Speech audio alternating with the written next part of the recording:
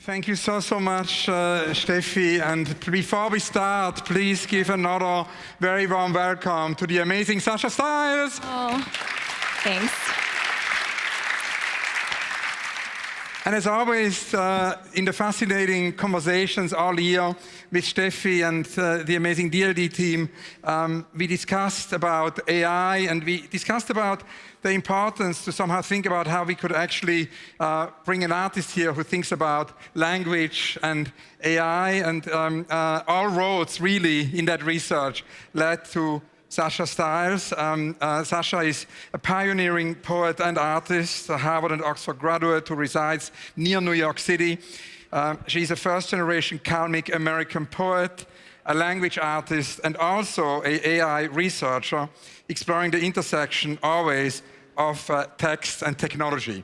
If you want to know more, there is an amazing book Sasha published in 2021 and wrote called Technology, which really brings together the vision of all the work. And I wanted to ask, maybe to begin with, because we talked a lot about Nam June Paik over the last couple of months. We did a panel together actually about Paik and the lasting influence of Paik, who always said that in a way art can be an early alarm system, because Nam June Paik worked with technology so early, worked in the 60s with robots. And I remember when I went in 99 actually with Kushonga to see him in New York City, he made a very unexpected comment, because he was basically talking about the artists in the 21st century and that it's all going to be so much more connected to technology. And he said that the thing he looks most forward to is basically the poets and how the poets are gonna, interact and what will technology do to poetry, and how maybe can poetry also play again a more important role in society. And I've always carried that thought with me from, the great legendary Nam June Paik, and it all kind of came back to me, Sasha, when we met for the first time. And you have described poetry actually in the following way. You say, I tend to think of poetry as a technology, as an ancient, durable data storage solution. It's a fascinating idea, no? That poetry is a durable data storage solution. Humans invented poetic devices to save and transmit information, behaviors, stories, and memories that we had no other way of storing before written language. And of course, that leads us then to the technology of our time, and AI plays a very big role in your work. So I wanted to begin by asking you to tell us about poetry in the age of AI, also in general, in a way, how you use AI in terms of collaboration, how you came to be interested in it, and maybe also how you see it rise and actually see this as a more important tool. Yes. Well, thank you so much for all of that, and thanks again for having me. To jump off what you just said, it is a little bit surreal to be a poet at this particular conference, and it's amazing to be a poet at this conference because this is exactly the kind of milieu that I've always wanted to see literature in. I am a language and literature girl from way back when. I didn't study computer science when I was younger, but I was always very, very interested in more experimental literature and in poetry that did more than what I was taught to expect poetry to do in my grade school classes, or by reading the Norton Anthology of Poetry. And I've always been really inspired by experimental writers who were doing things that didn't necessarily sit still on the page, or that didn't exactly conform to maybe the idea of what we think a poem should be, or what a poem should look like, or what a poem should behave like. So I started to, early on, get very interested in two sort of intersections with poetry. And one was the intersection of poetry and art, which is sort of an age-old confluence, right? But really thinking about text and image and how those two things go together. And that's a long-time love of mine that I think has gotten some new energy and has taken on some new resonance now in this age of text-to-image artificial intelligence, which we can get more to that later. And then the second thing is that I've always been very, very interested in the confluence of poetry and science and poetry and technology. And I always thought it was very weird that poetry was considered this, this language art form that was very mysterious and so profoundly human that we didn't really understand necessarily how it always worked. And so I have really enjoyed getting to use technological tools like artificial intelligence, like digital software, like blockchain, to sort of dig into this idea that poetry is not a luxury, that poetry is not sort of an ornamental flourish to how humans communicate. It's actually very foundational and very core to how humans communicate, and very apropos that we're in the house of communications, because as Hans Ulrich has just said, poetry is something that we invented. It's almost an emergent property that we innovated in order to encode things that were really dear and important to us as humans that we wouldn't be able to record and share and transmit in any other way. The things that we put in poems are unsayable and unspeakable in so many ways. And we've talked a bit about Etel Adnan. There's a quote that I always love, which is that poetry has nothing to do with words, but it needs them. And I think in a lot of ways, that's kind of getting to the core of what we talk about with AI language and with coding, with algorithm and generativity. There's an element of the text that is acting like a code, and that is almost like a key that's letting us unlock the door to realms of emotion and realms of creativity and ideas that we didn't know were there. So that to me is really exciting, and that's sort of the role of artists and poets and creatives, is to kind of push through those doors and see these tools and then figure out how can we break them. Now we wanted to talk also about AI and what are the implications for wider culture for you as a poet. Namjoon Paik talked about this idea of bringing again poetry more into society, and you talked a lot about the interrelation in a way between AI and crypto and how that actually can bring poetry in completely new contexts. And it's interesting because many years ago, John Latham and Barbara Stevini, two other pioneering artists of the Namjoon Paik generation, they said every company, every brand, every governmental structure should and must have an artist in residence or an artist on the board. It's an interesting idea, in a period where we hear more and more this idea that, companies have to pivot. Artists are amazing at pivoting, so I think the time has come to implement this idea of John Latham, so I want to encourage you all, to do that. And of course, we can say also that maybe every company should have a poet in residence or a poet on the board. Now, it's interesting to hear you maybe more about these wider implications, and of course also hear what you've done, for example, with Gucci recently. Yeah, it's so interesting. I mean, we were kind of talking about this earlier, but I never wanted to be in an MFA program. To me, that never really appealed. I really wanted to be a poet in residence at like SpaceX and Neuralink and places like that. That was always what I thought was really home for me and my work. I think the reason behind that, kind of the impetus, is really that I love language. I love poetry. And poetry is so often derided as something that's frivolous or that is old-fashioned or that, nobody reads anymore. And I think any way that I had a chance to be able to take poetry and do something with it and kind of, subvert that idea and find new ways to share it and to print it and publish it and to put it into places where people might not think to look for poetry, then it kind of opens up the door to new readerships. And so to me, that's a really huge, positive, a huge reason why I do so much work with digital tools and why, you can see, like, I have this physical book. I publish in journals. I publish in print format. And I'm very, very excited for your panel tomorrow on the book, Object in a Digital Age, for exactly this reason. I think this does something very, very special, but it's also one way of sharing text, and it's one way for me to publish my ideas.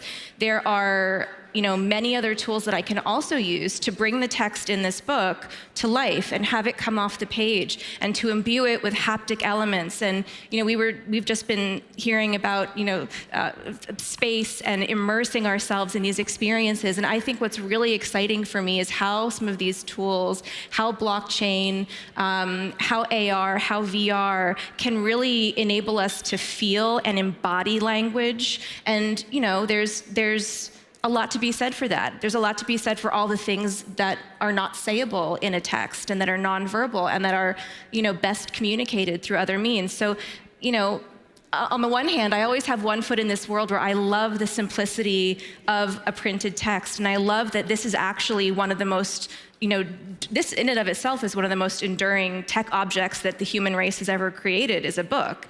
And I think there's something really amazing that this is something that enables me to travel through space and time, and that enables me to inhabit the body and the mind of another person.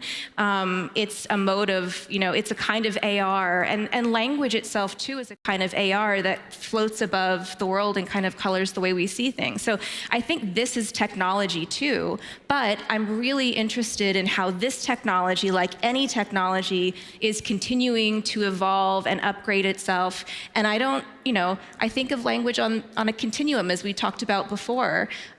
Language in this format isn't the way language always was. It originated as oral tradition, and at one point in time, the printed letter, the printed word, was anathema, and people were intensely scared of it, and now it's something we take for granted. So I really am intrigued as a writer in how we're at this moment right now where we're potentially walking through the door to this new chapter in human language and communication. We've gone from orality, from spoken word, from that tradition of the word kind of coming up from the body, and then we've gone through this very long phase of literacy where things were written down, and that was a way of offloading memory and storage space so that we could do other things with our brain. And now I think we're entering a new chapter, the generative chapter, where we're going to be able to do new things. We're going to be able to explain things and express ourselves and create language in a way that we haven't done before. But it's all part of this evolution.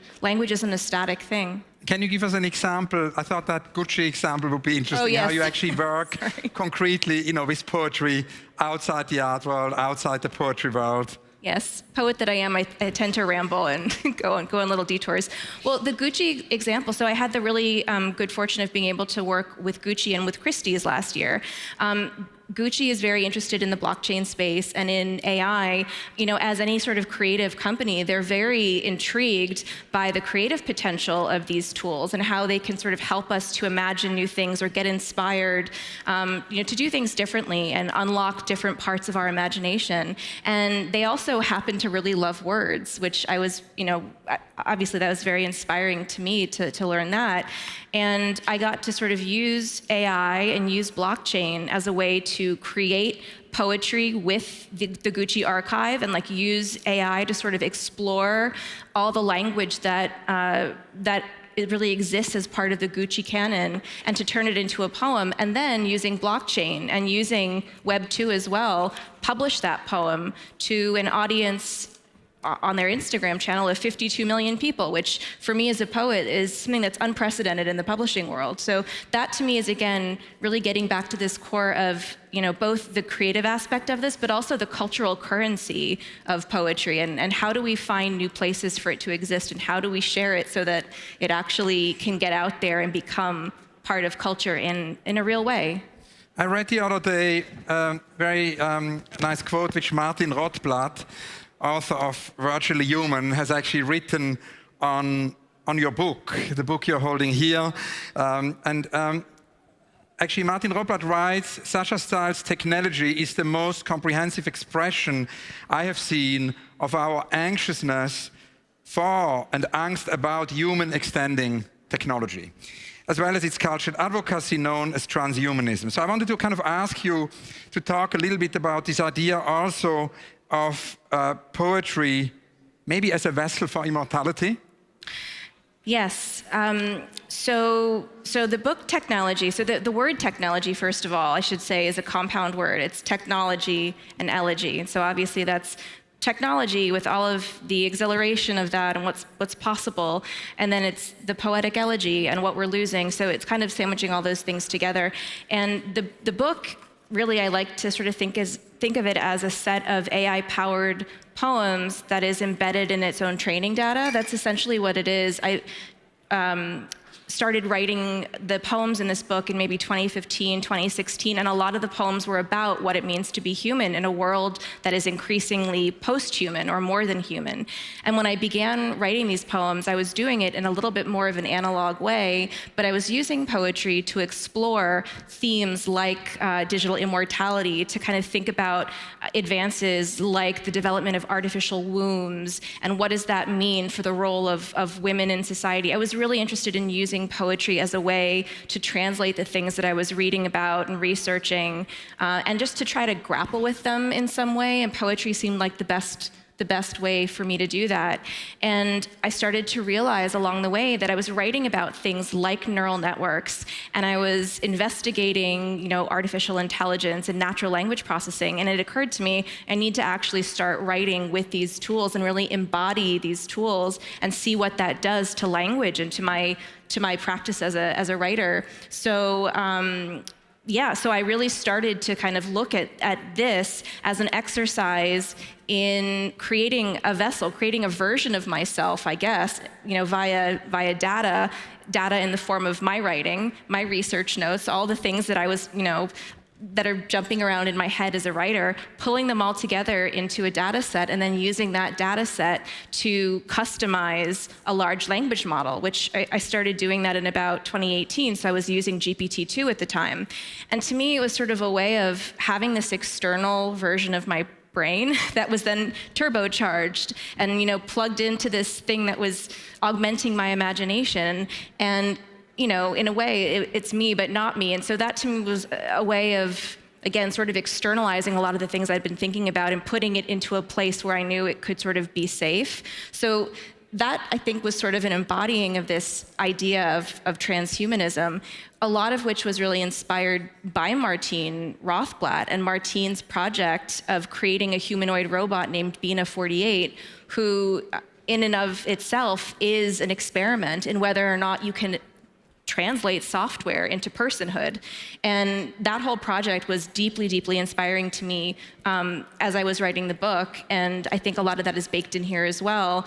At the end of the day, I also like to sort of think about the fact that when people hear that I'm a poet writing about and with technology, I tend to still get a lot of puzzled expressions.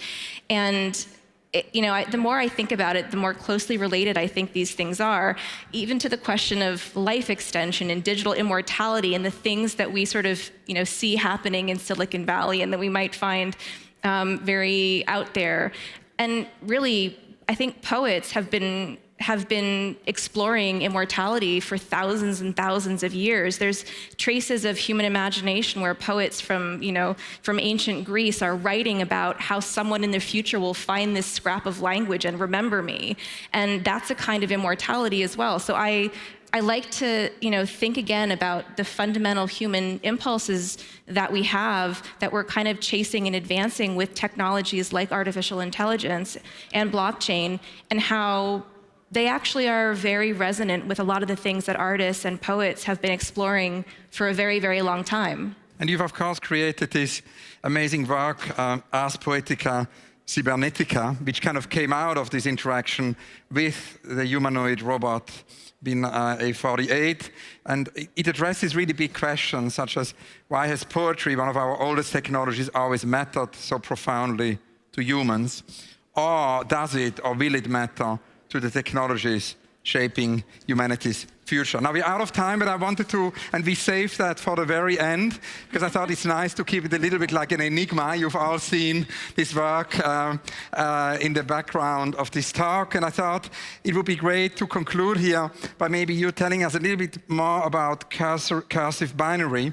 And it's interesting because it connects also to calligraphy. And I was this morning, when I came to DLD, all of a sudden thinking back in terms of your cursive binary to our session here with the late Zaha Hadid, the visionary architect. He had a conversation here with her and with Steffi when she won the Bora Award, maybe 10 years ago.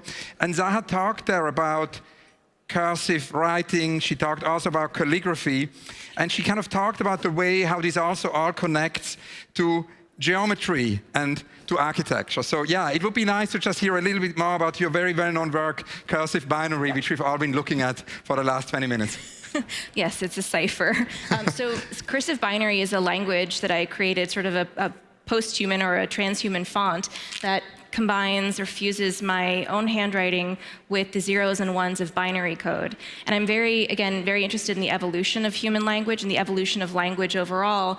And in that context, I think quite a lot about binary code and about machine speak and about how really the dominant language or languages on our planet right now are machinic. They're not human languages. And this is sort of an attempt in a way to not try to make the human machine and not try to make the machinic human, but to find some place in the middle where the two come together.